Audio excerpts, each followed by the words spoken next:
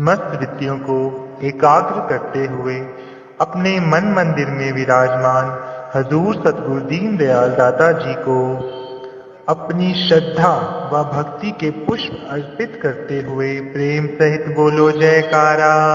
बोल मेरे श्री गुरु महाराज की जय। गुरुमुखो,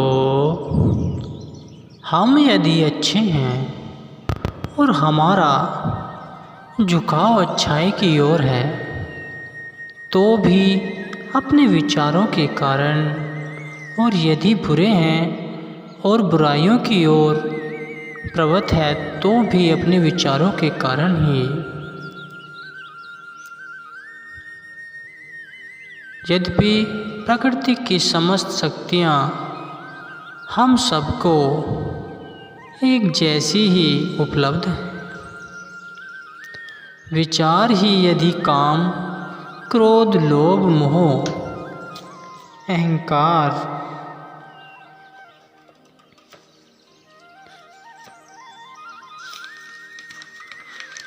ईर्ष्या, द्वेष, वैर, विरोध, निंदा, चुगली आदि का आधार है, तो प्रेम, संतोष, विनम्रता, विनयशीलता, उदारता, क्षमा, दया तथा संयम आदि का आधार भी विचार ही है। अब जिस प्रकार के विचार हमारे अंदर होंगे, चाहे वो शुभ हो अथवा अशुभ हो, वे अपना प्रभाव तो प्रकट करेंगे ही।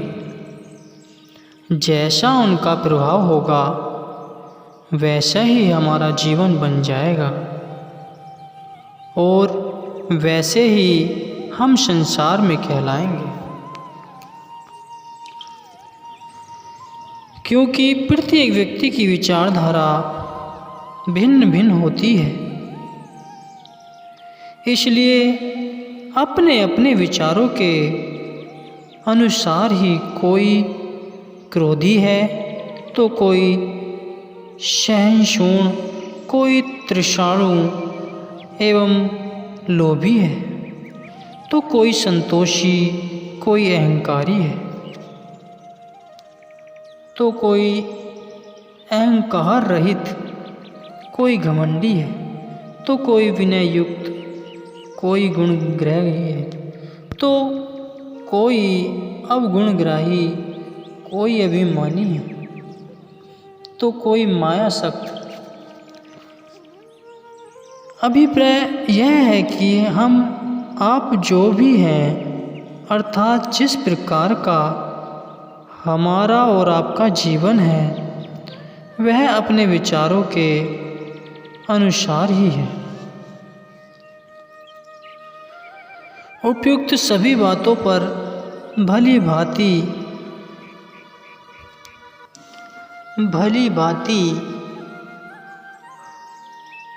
ध्यान करके हम यह कह सकते हैं कि मनुष्य के जीवन में विचारों का बहुत अधिक महत्व है,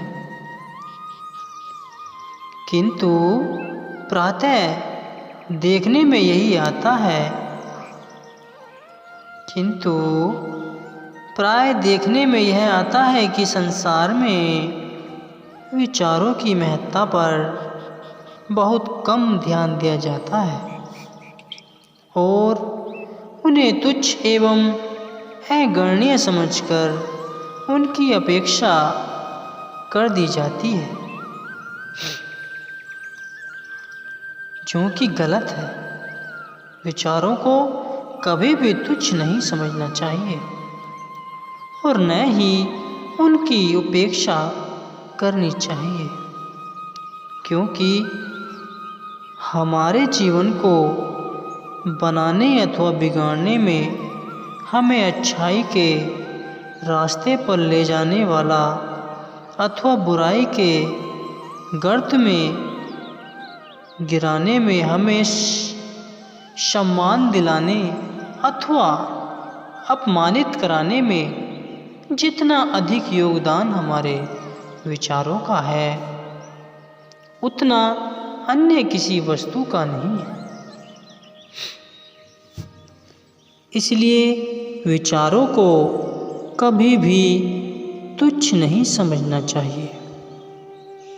उन्हें अत्यंत महत्वपूर्ण समझकर हर पल उन पर दृष्टि रखनी चाहिए।